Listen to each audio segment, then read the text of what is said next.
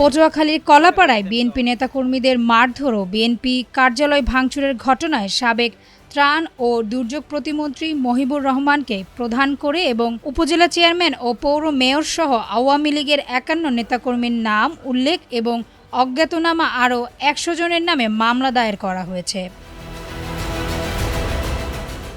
গতকাল রাতে কলাপাড়া উপজেলা বিএনপির যুগ্ম সাধারণ সম্পাদক শফিকুর রহমান বিশ্বাস বাদী হয়ে কলাপাড়া থানায় এ মামলাটি দায়ের করেন। মামলায় তিনি উল্লেখ করেন, গত বছরের ৩০ আগস্ট রাত ৮টার দিকে আসামিরা বিএনপি কার্যালয়ে প্রবেশ করে নেতাকর্মীদের মারধর করে।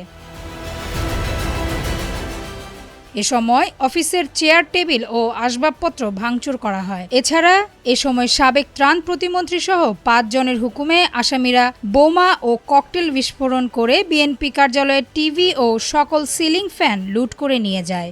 এতে ৫,৬০,০০০ টাকার ক্ষতি সাধিত হয়। পরে থানায় খবর দিলে পুলিশ ঘটনাস্থল পরিদর্শন করে, কিন্তু ওই সময় আইনানুগ ব্যবস্থা গ্রহণ করার চেষ্টা করলে প্রশাসন আসামিদের ক্ষমতা ও প্রভাবের কারণে আইনানুগ ব্যবস্থা গ্রহণ করতে পারেনি। কলাপাড়ার থানার ওসি তদন্ত মোস্তাফিজুর রহমান জানান, মামলা রুজু করা হয়েছে।